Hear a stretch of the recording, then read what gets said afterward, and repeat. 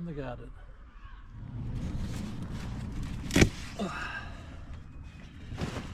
Where rhubarb season is truly upon us.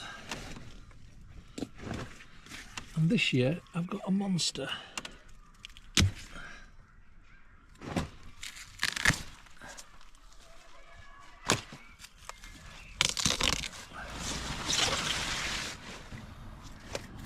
Now normally at this time of year I end up making a rhubarb wine or something similar, but this year I thought I'd do something different, and I'm going to attempt to make a rhubarb Saison, albeit my Frankenstein's monster version.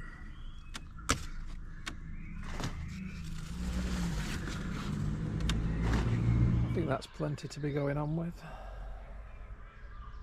So I'm just going to top and tail each of these so I don't bring all the foliage into the house.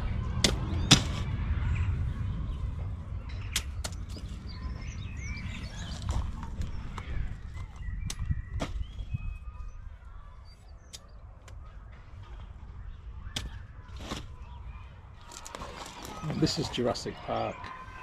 Crikey. Did you know that rhubarb originally came from Siberia? Rhubarb fact of the day. Anyway, I'll come back to you when I've got them all chopped and I'm indoors. Hey folks, back in the kitchen, and yeah, I've got quite a bit of rhubarb here. I'm going to get this washed and I'll come back to you.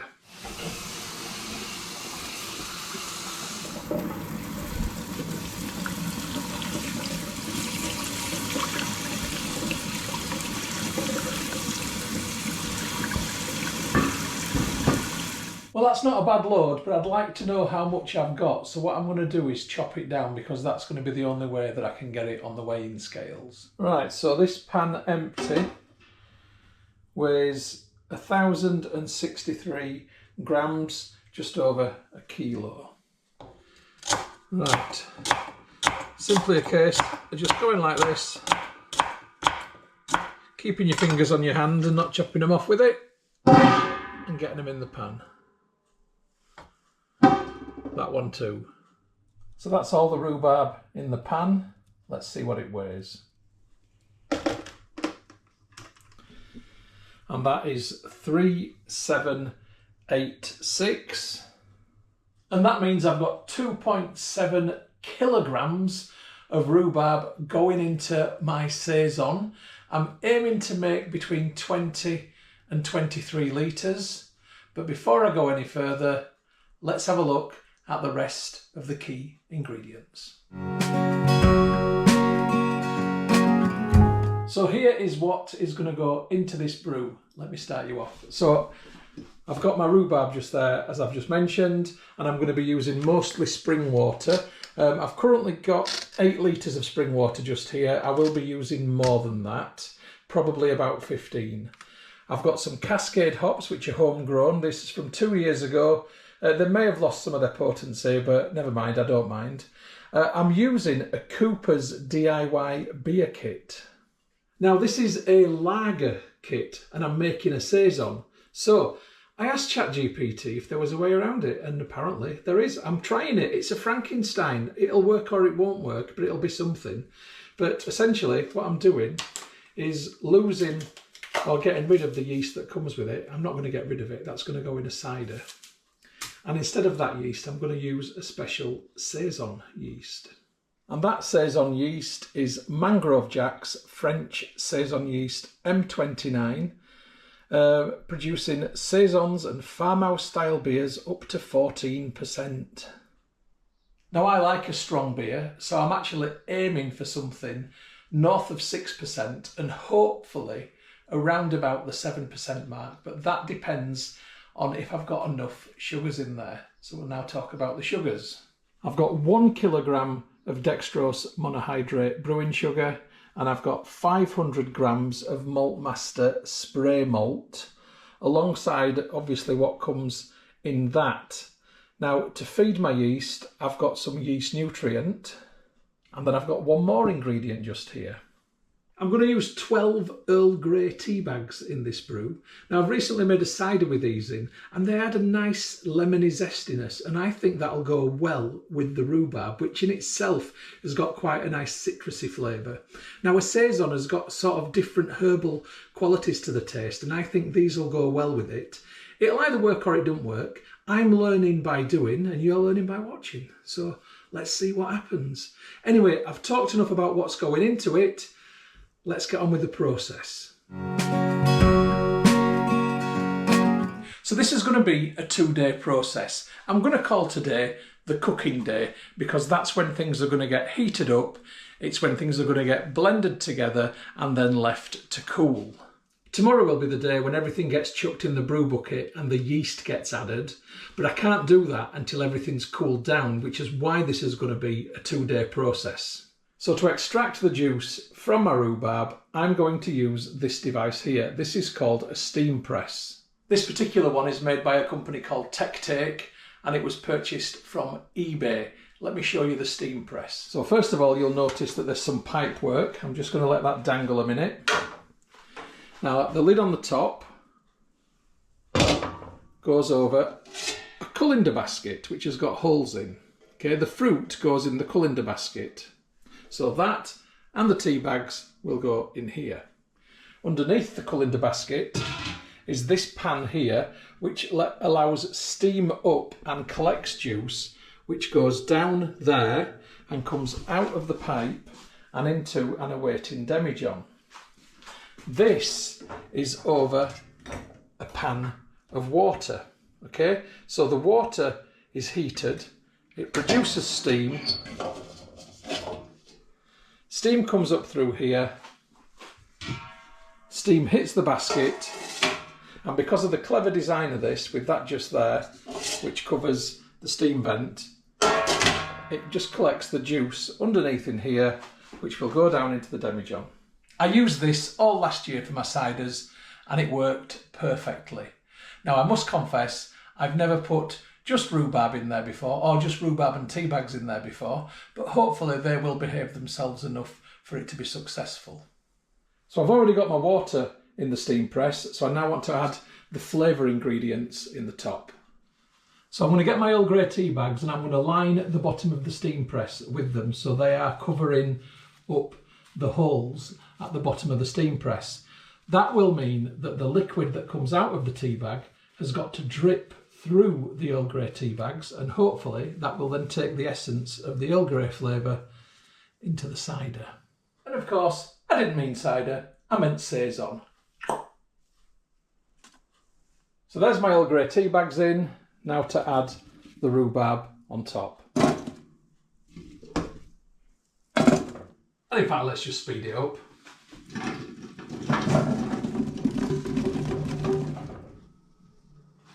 Now that looks pretty good to me. When I fill this with apples, it's normally just crowning like that. And this isn't too far off. So I reckon I'm easily going to get a gallon of juice out of these. And I've just slipped into imperial there measurement wise. A gallon is 4.54 litres, but my demijohn is an old 1970s one, which is measured at a gallon. So let me go through the setup with you. So I've got the water in here, which is going to steam through here, through the tea bags and into the rhubarb. Dripping liquid down into here, which is then going to come down this pipe into this awaiting demijohn. Now the demijohn is made of glass and it should be fine with the heat of the liquid, but just in case it fails and cracks, it's inside a big pan. The pan is on top of a red towel to protect my laminate flooring from the heat.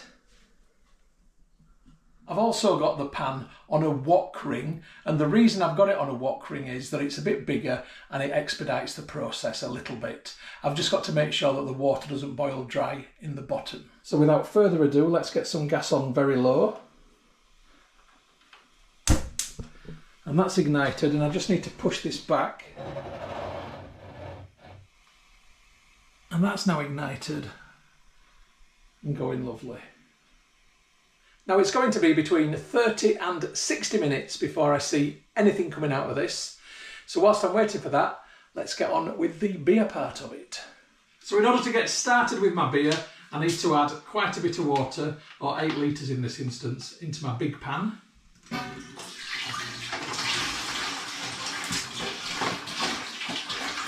Like I say, I will need to get more.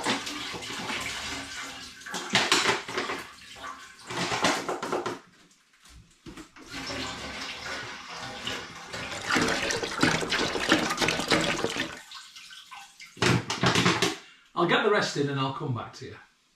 So that's 8 litres of water in the pan. I'm now going to add my brewing sugar into this. So this is 1 kilo initially, and I'm already thinking, is that enough? We'll see. I may end up adding more tomorrow.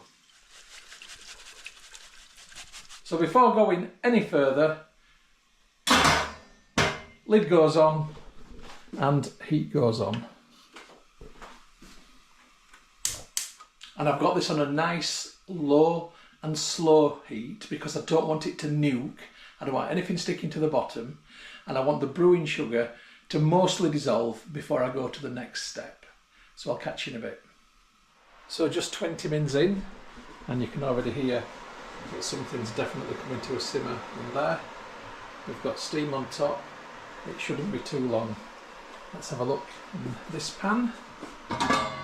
And yep, the brewing sugar has dissolved enough. I'm very happy with that. It dissolves really easily. Let's get the spray malt in there. So I'm just giving the packet a good shake to get it all down because I want to cut the top and get a nice pour without getting the malt everywhere, which is sometimes easier said than done. Let's see. Right, I want to dump all this lot into the pan. Oh yeah, that's going nice. Now the spray malt's a lot lumpier and clumpier than the brewing sugar is, but it will dissolve easy enough. It's got that nice Horlicksy smell to it. So I'm just going to give that another spin around. I'll do. Oh, don't want any bits on my spoon. Take that out. Lid back on. Right, that's quietened down, and I think that means it's now properly boiling in there. So I'm just playing the waiting game, so I might as well get inside this lager kit. So I'll see if I have my usual nightmare with the tin openers. Ugh, right, I'm through. Will it stay gripped?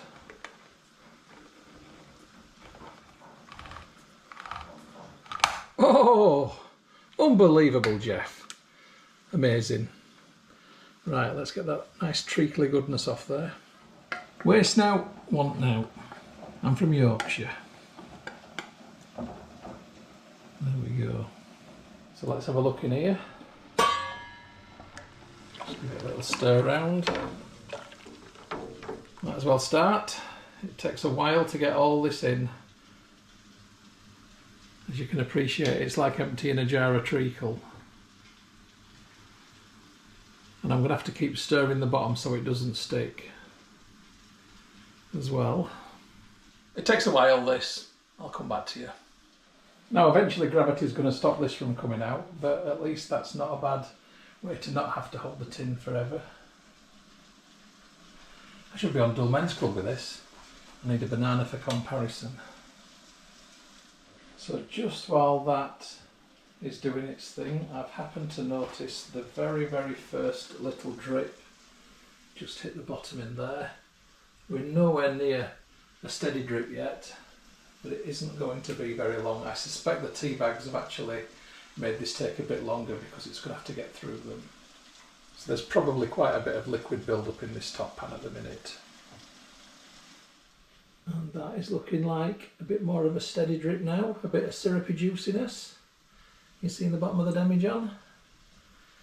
This is not 1 minute later.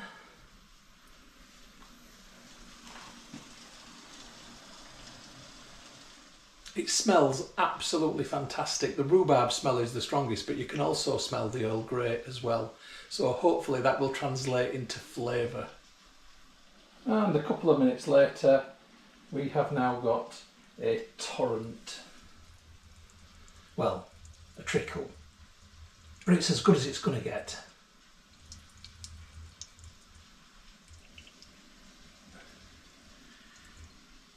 Lovely stuff.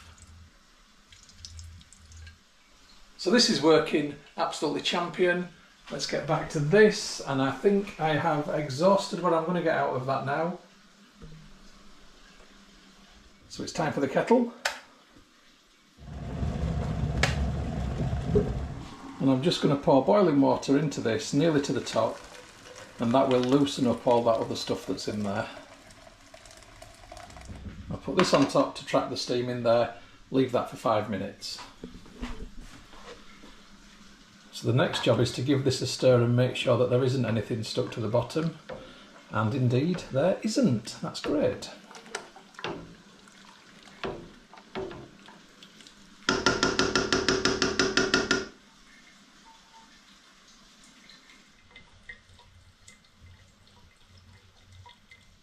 Right, 5 minutes later, let's have a look. Yep, it's definitely cleaned everything off the top. So I'm just going to give it a stir inside to loosen it. Now keep in mind that the water in that tin is boiling and it's made of metal. You need oven gloves to pick that up. Otherwise you're looking at an accident. So all I'm going to do with that is now pick it up and tip it into here. And look at that, absolutely spot on clean. So what I'll do with this when it's cooled down is remove the label. I just chuck that with my paper for burning, starting my fire, my wood burner, and then it goes in the dishwasher, and then it'll live on a radiator. And then when I empty my bottles and wash them out, I use them as bottle drainers. Like I said, waste now, want now. So this is now going on there. And I'm playing the waiting game. I want everything in there to get to a nice dissolved point. I've got nothing to do really other than keep coming back and having a look, occasional stir. And just here now, I'm waiting for this to fill the demijohn. So I've got nothing else to report now. There's nothing else for me to do. You can understand why I call this the cooking day. Hot and steamy in here. I'll come back to you in a little while. There's no point in regular updates now. So I'll come back to you when there's something worth showing you, okay? See you in a few hours. So just a mini update, it's actually about an hour later.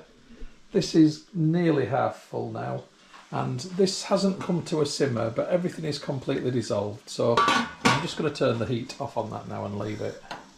So just as an ingredients update, I've decided to add some more brewing sugar into this. I've got 624 grams here, and that is actually all of my remaining brewing sugar. So I'm just using the end of a bag up. I've got nothing now. I need to order some more in. So that's as much sugar as going in there. So fingers crossed, I'm going to get the ABV that I need out of it.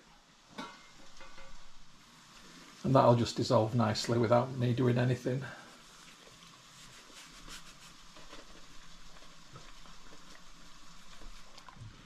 I'll give it a little stir anyway. There we go. Now as far as this pan goes, that's it, it's done, finished. I'm leaving that to now cool down on the hob naturally overnight. So I'm really now only concerned with this one just here. Okay, so this is an update about 2 hours later. I'm just going to show you what's happening now. So the demijohn is at the shoulders, it's about 3/4 full. And this had actually stopped, but I've just agitated it, and that's caused a few more drips to come out. But if I look inside here, you can see that the rhubarb has just gone down to pretty much nothingness. I don't think there's going to be too much more flavour-wise coming out of that. And I don't want it to boil dry, so I think actually I'm going to switch it off at this. Sorry for the background noise, that's the dishwasher. But anyway, I think I'm just going to now leave this and just let it drip out as much as it's going to do from how it is. So as far as these two go, they're done. I've got one more thing to do this evening, but I need to nip up to the shop and get some water first. So I'll see you in a bit. Hey folks, it's a couple of hours later. I've been busy doing bits and bobs, but now I'm going to come back to the brew and the final bit of cooking, which is going to be making a hop infusion. So nice and straightforward. I'm just going to put some hops in this pan. I have to encourage them a little bit. Oh, they smell very potent still, so that's a really good sign. These are ones I've picked from my own garden. and vacuum, well, not vacuum sealed, packed into here and then sealed completely. There's loads there. They have lost some of their potency, I'm sure, so it doesn't matter about having too much. And then all I'm going to do is put some spring water in this pan. And I use spring water because the tap water in Leeds is quite chlorine-y smelling, and it does taint brews. And this is so cheap, it's £1.50 for 5 litres. I mean, that's a brilliant price. Right, that'll do. So lid goes on. Try not to get the hops everywhere. And then we'll follow the pan over here. It's going to go on that back ring, and I'm just going to put the gas on very low, like so, and I'm just going to leave that. This is going to take about 40 to 45 minutes to come to a simmer. Once it does come to a simmer, I'm just going to knock the heat off. I'll come back to you then. Okay, about 50 minutes in actually. Let's have a look. And that is looking pretty good to me. Sorry it's so dark. I've got a blooming fault with this thing here, but I've got to keep my finger on it to make it work. It's so annoying. Anybody know why that could be? If I turn it on, it doesn't stay on. I've just got to get it in the right position and hold it. An annoyance, in other words. Anyway, back to this. It's looking pretty good. I'm quite happy actually at this point just to turn the heat off. And I'm just going to leave this overnight to create a hop flavoured infusion. So this is where I am now, close of play of day 1. So hop infusion there. This is finished and I've got the pipe up here right now. The demijohn of liquid is just there. This is the rhubarb and Earl Grey tea bags, and I've got this mesh on top to keep contaminants out. And then my beery liquid is just here. And that's going to stay overnight. I've got more water just there. And in the corner down there is my brewing bucket full of sanitizer. I'll get back to you tomorrow when I chuck all this together and add the yeast and the yeast nutrient. See you then. Morning from the kitchen, folks. It's brew day 2 and it's now time to get all this together. So here's all my bits and bobs. Here's the brewing bucket, and everything is essentially going to be going into here.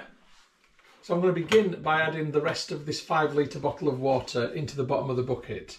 Now everything else is warm but not hot. So the bucket will be fine. It is literally a case of chuck it in. I'm going to add on top of that my rhubarb and Earl Grey.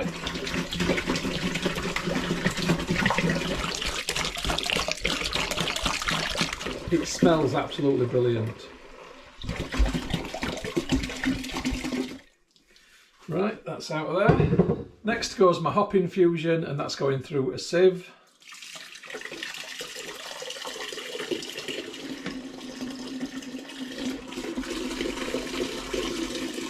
Really good hoppy smell. I'm getting some really great aromas already out of this bucket. Right, now the big pan and the big dramatic pour.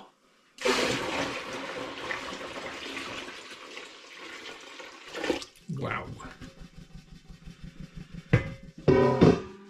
So I'm currently on 20.5 litres, and I don't think I need to add anything else into this really. What I am going to do though is see if there's any more rhubarb extract. No, there's not really. There's a tiny bit. I'll let it go through. Just a little bit. We're talking a dribble. Wasting out one out, eh? Right, all's good there, so I'll show you what I've got. So you can see on the side there it's on 20.5 litres. This is definitely going to build a good sized Krausen. I am reticent to add anything else into it at this stage, and in fact what I'm going to do now is just pop the lid on, and hopefully the foam on top will die down a little bit. So I'm just going to put that on to keep any contaminants out. I'll have a tidy round and then I'll come back to you. Right, I've had a tidy round. I'm just going to give this a stir now, a gentle stir. A lot of the froth that was on top has now sort of dispersed and there are patches of liquid, so I'll be able to take a gravity reading straight from the bucket easy enough. It's got a nice syrupy texture to it. I'm hoping for a decent original gravity. That said though, I've been stung many times before on this and I've ended up with something a lot lower than what I was hoping for. Right, I'll show you what I've got. So you can see that that's plenty good enough for me to take a gravity reading. So in goes the hydrometer. Oh, it's got some good buoyancy. Phew! In fact, it's looking very healthy. This is going to be quite a decent Saison. Although that said, I don't know how far the yeast will go before expiring. You don't always get down to a zero gravity on these things. Right, I am starting off on an original gravity of 1.062, 1062. Right, it's now time to get my dry ingredients in there. So this is the yeast nutrient. I'm going to put 3 very good rounded dessert spoonfuls of this in there. So there's 1 and 2 and 3.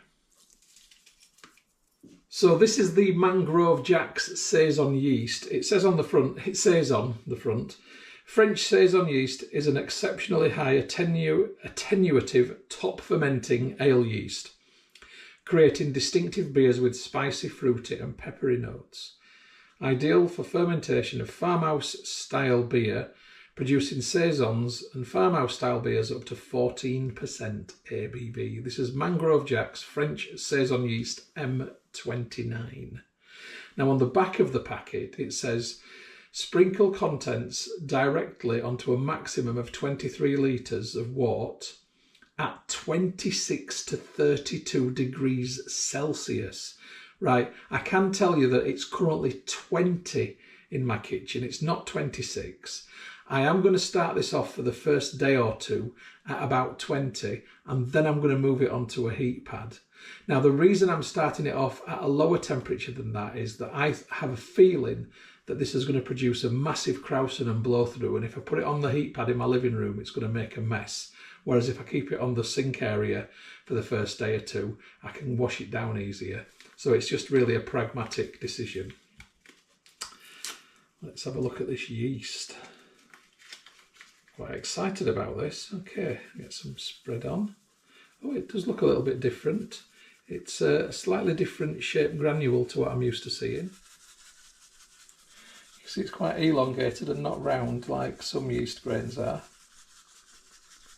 And I'm just going to leave it on the top like that. I'm not going to stir it in, I'm leaving it exactly as it is. So I'm just going to lift the bucket out of the sink and put it on the drainer which is next to the sink. It's very pungent yeast. I can really smell it actually. So when we get the lid onto the bucket, we get that nice snapping sound. There you go. Excellent seals, great buckets these are, richest fermentation bins, rate them, I really do. Bit of water in the top for the airlock. Right, I just need to label the top. Right, all done for now, let's have a look. So here it is labelled up. I'm going to call it Rhubarb and Earl Grey Saison because there was Earl Grey there as well.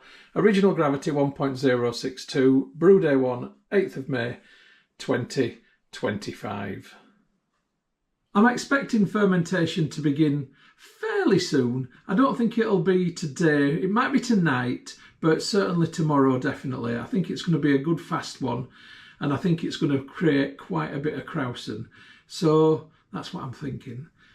I'll come back to you and we'll find out if that's the case. So I'll see you when fermentation begins.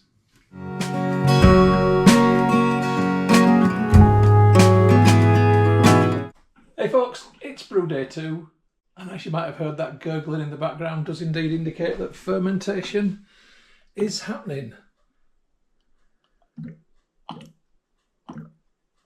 So that's a pleasing and on-time start. Now, it hasn't gone crazy like I thought it would. I thought there was going to be loads of foam on top and it was going to push through. It hasn't done that yet. I'm going to give it another 24 hours, and that's the initial sort of crazy phase of it usually. And then I'm going to take it into my living room and put it on a heat pad so that the temperature is consistently warm enough for the yeast. Now, at the minute, it's actually 20 in my kitchen where it is, and it's 22 in my living room. But the heat pad will definitely sustain it through the evening, and that's when it's going to be cooler. So I'm going to move it in there tomorrow, and I'll get back to you then. Okay, so catch you then. Hey folks, I'm back with a Brew Day 3 update.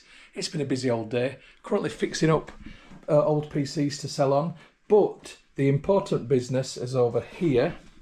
Now, this is where I've got it now stood on top of my heat mat.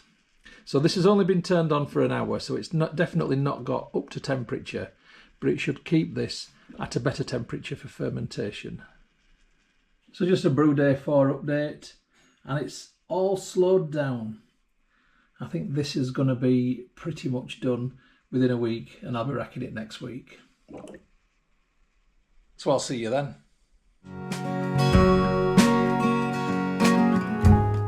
Good evening from the kitchen, folks. This is Brew Day 13 for my Rhubarb and Earl Grey Saison, and tonight is racking evening. So this has been in the bucket for 13 days, and it has been fermenting for about 7 of those days, and for the last 6 nothing at all.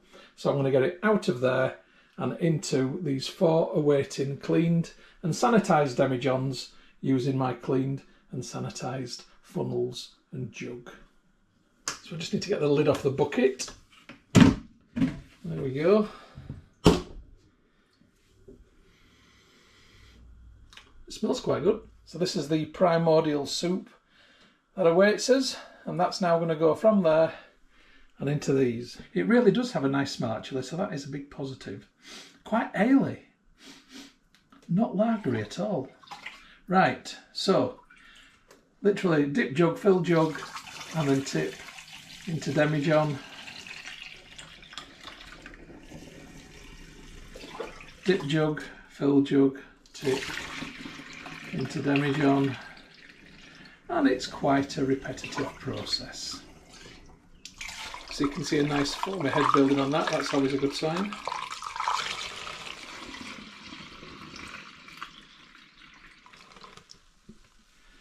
I'll move on to the next one. Now I'm hoping to get 4 full demijohns. There is a chance that I won't. Let's cross fingers and hope. And if I've got more than 4 full demijohns, then I'll scratch my head and I'll think. Anyway, look, I've got to keep doing this until they're full. I'll come back to you when I've got 4 full demijohns. So see you then.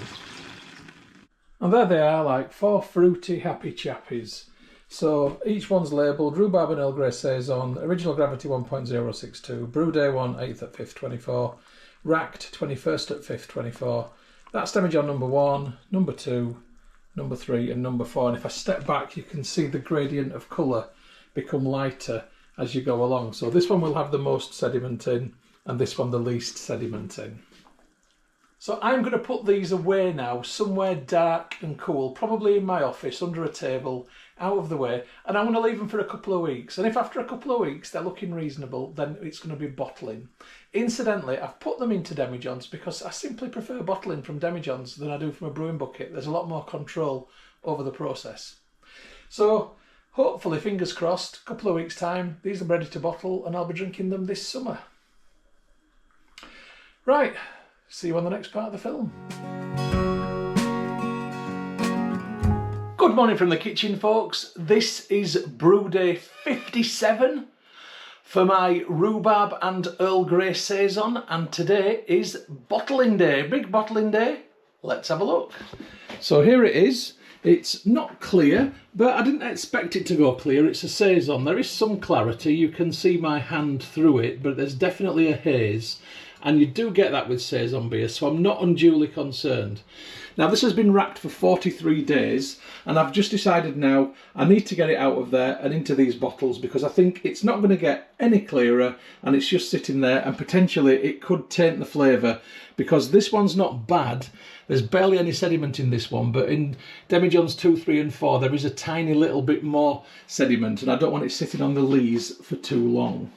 So today I'm going to get it out of the demijohn and into these awaiting bottles. For this part of the film, I'm just going to concentrate on these bottles and this demijohn, because these bottles require bungs and cages, and these bottles require crown caps. And I've run out of crown caps, and they're due to be delivered later today at some point. So I'm just going to film the bungs and cages part of it, and then I'll demonstrate one crown cap later on, just for aesthetic filming purposes. Anyway, shut up, Stuart. Crack on. So there's the bungs. They've been softening in hot water now. They've been sanitised, softening in hot water, ready to go. And here is some priming sugar. So the priming sugar is standard household granulated sugar. And for each of these small bottles, I'm going to put about that in, which is about half a teaspoon or thereabouts. Slightly, probably a little bit more than half a teaspoon, but not much more. I don't want it to be too gassy, and I don't want it to create a bottle bomb, so I've got to be careful about how much goes in. I'd rather put less in and leave it for longer.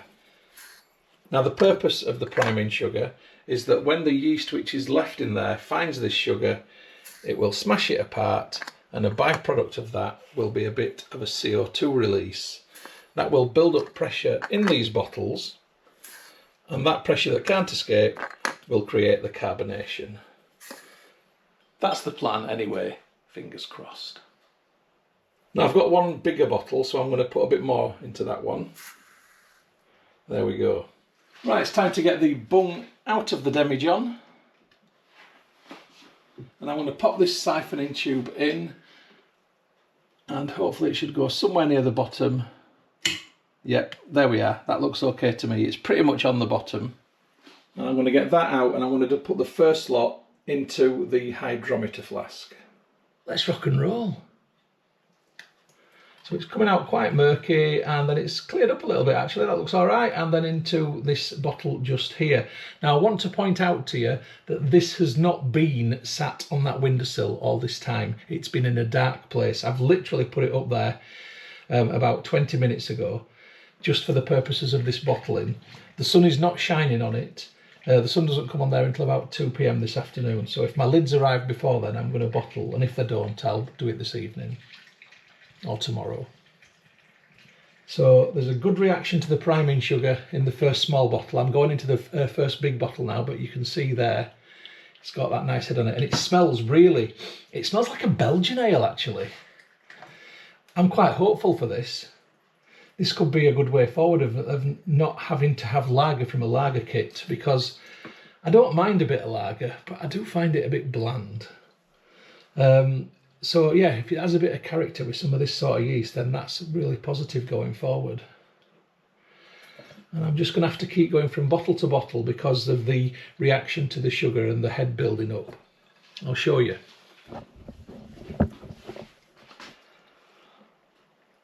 So you can see I'm not getting anywhere near full enough on these. I'm going to have to go back to them. So there's a good reaction there, so that I'm pleased about that. That is almost guaranteed that it's going to have some sparkle to it once it's been left in the bottles for a while.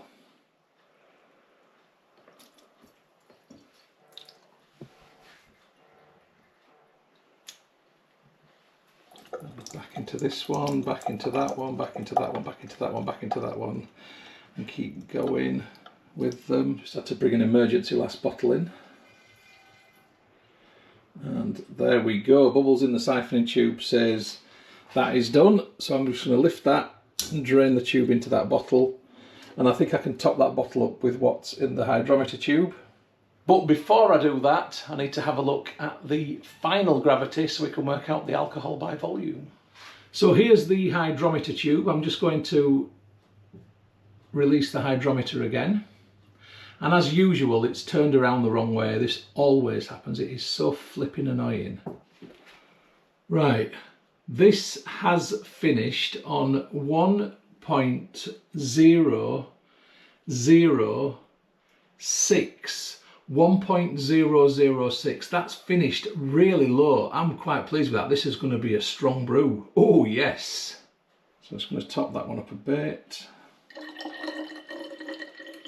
Get in there.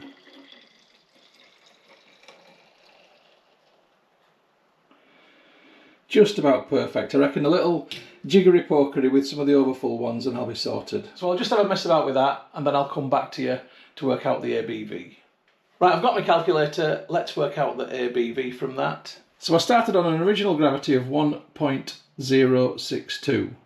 I deduct from that the final gravity of 1.006, which equals 0.056, and then I multiply this by 131.25, which equals, drumroll please,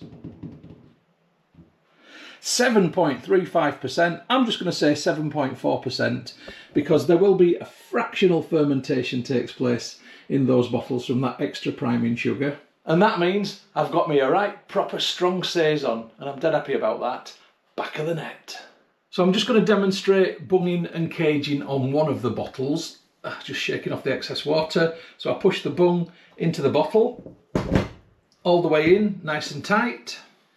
And then I find a cage, that goes over the top of the bung, I pull it down tight, and then I twist it and twist it and twist it and twist it and twist it until it feels really secure.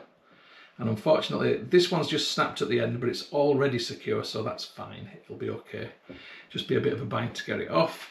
And that is what you call one bunged and caged bottle. I've got another 1, 2, 3, 4, 5, 6, 7, 8, 9, 10 to do. There is no point in you watching me do that, so I'll come back to you when they're done. See you then.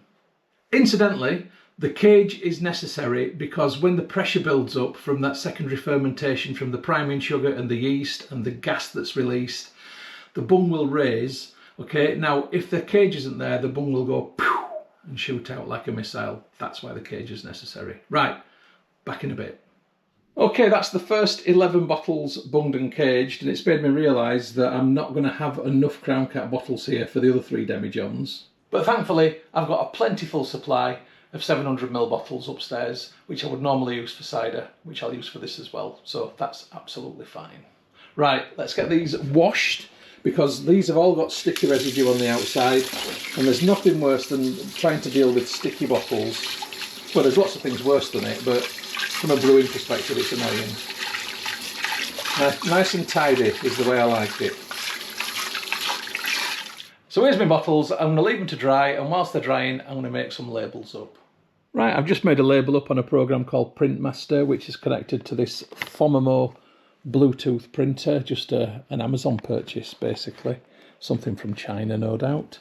So it says Rhubarb and Earl Grey Saison, 3rd of July 2025, that's today, and Brew Day 57 I've put in just so I can remember what day that I'd actually bottled it on, and 7.4% ABV. I've asked it for 11 copies. Let's go.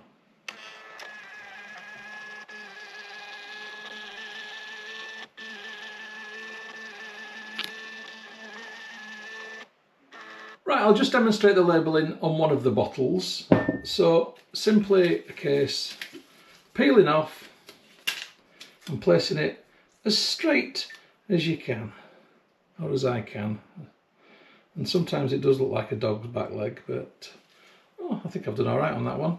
So that's one done. There's no point in you watching me stick the labels on them all, so I'm going to do that, but I'm just going to add to this little snippet of the film that I've not yet had a chance to have a taste of this, because I've literally filled the bottles and there was nothing left for me. But there will be later, I'm sure. So I'll do the initial sort of sample and nifter when I bottle the other ones later on today or tomorrow. So I'm going to put the labels on the rest of these. No point in you watching that. I'll come back to you when my lids have arrived, or my crown caps I should say, and I carry on. Right, see you then kids. Morning folks, it's the next day. The crown caps have arrived. I just thought I'd demonstrate the crown capper to you. So here it is. My crown caps are just here in a jug of what was boiling water. That's just giving them a last sanitize, and also, believe it or not, just heating them up like that makes the job that tiny bit easier. Now, I wouldn't normally crown cap at this height. I'd normally do it down into the sink, but this is for demonstration purposes. It's just a lot easier to do it at this height. And the cap magnetically attaches to the capper. It goes on top of the bottle, and then it's just about applying even pressure, or feeling where it needs the pressure on which side, until you've got a very good seal. Now, this is a cheap crown capper. You can get a lot better ones, but I only cap probably 50 bottles a year, maybe 60 a year. It's not worth me buying an expensive one for that. Right, anyway, that one's done. So there you go. So that is one bottle crown capped. The other kind of bottle I've got is a flip, the flip top.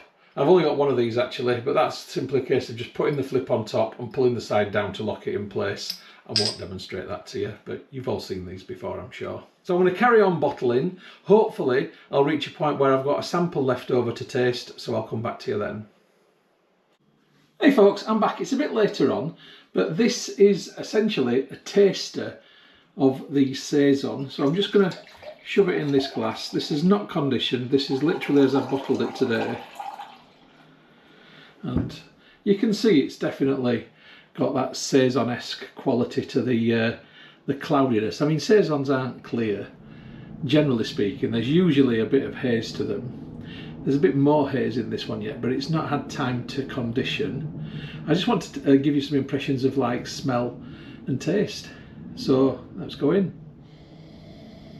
It smells brilliant. It does smell like a Belgian ale, I've got to say.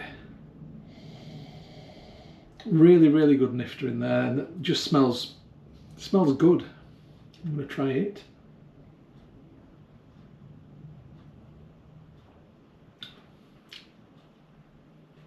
That is fantastic. Wow. That is syrupy. I mean, I'm talking about rhubarb syrupiness in that. That really, the rhubarb is there. It tastes like a Saison. It smells like a Belgian ale.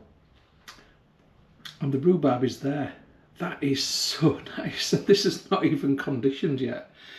So, oh, this could be my new thing. I think no more lager in lager kits. Let's just turn them into Saisons.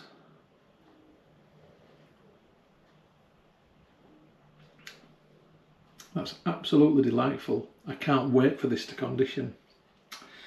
So yeah, so impressions at this stage, very, very, very good. Anyway, speaking of conditioning, I've got my bottles upstairs to condition, so I'll show you them in the next segment of the film. Cheers.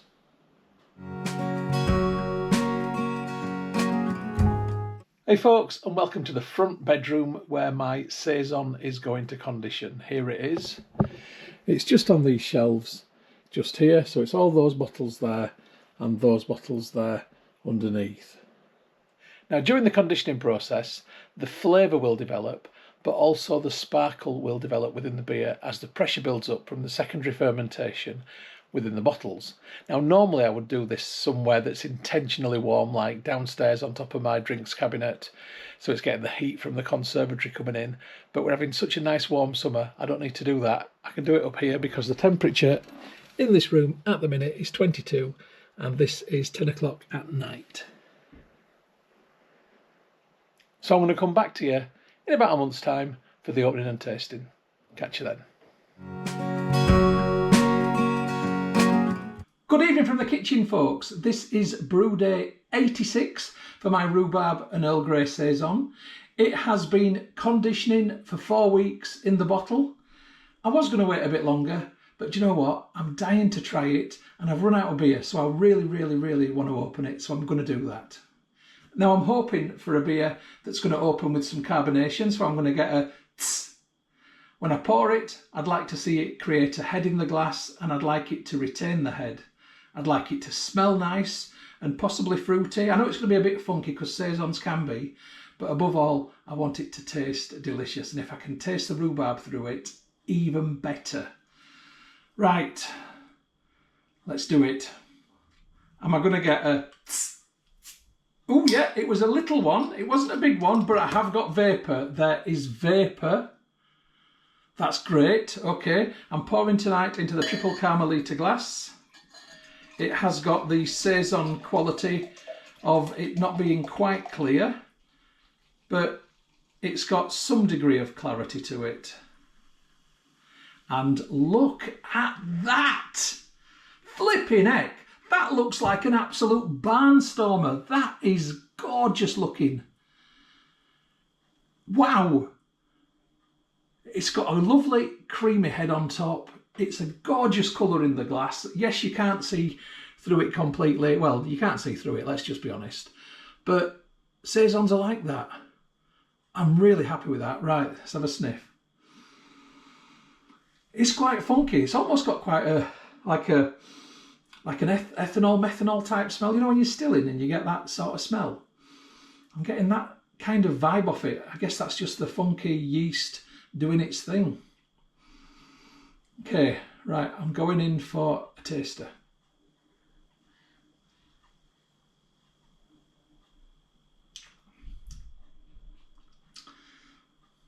That is absolutely 100% the best beer I have ever made from an extract kit, ever. That is banging. Wow.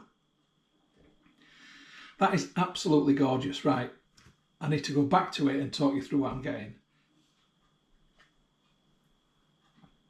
So first of all, you get that Belgian ale flavour. That's the first thing that goes down the centre of your tongue. Then at the back of the tongue, I'm getting a tartness.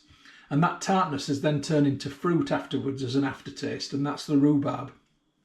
It's lost the initial sweetness it had at bottling, and it's now developed into something else, but that rhubarb is definitely there, and it comes afterwards. It is absolutely gorgeous. I cannot believe how nice this is, actually. I'm shocked. It just shows you, when you mix around your yeast and you use different yeasts, what the results can be. So a lager extract kit, which didn't really interest me as lager, has now interested me a lot as this. And now going forward, I am going to be experimenting. I think we could be doing a blackberry Saison. We could be doing a blackcurrant Saison. Oh, there's so many possibilities. Yeah, this is going to be good going forward. So yeah, I'm very, very happy with this. It looks good. It's kept a little bit of the head there, around the edges there. I don't think that looks untoward at all. I'm very happy with that. So yeah, this has been a resounding success in my eyes. So I'm just going to get a little picture for the front of the film. Thank you. And I'll catch you on the next film, whatever that may be. It's probably going to be a cooking film. I've got a brewing film, a cooking film, a brewing film, a cooking film, an unboxing. I've got various ones kind of in production, so we'll see what it's going to be. Anyway, cheers folks. Been a pleasure. Thanks for watching. Please subscribe if you haven't. Ask me questions, leave me comments. Always appreciated. Catch you on the next brew or the next film, whatever that may be.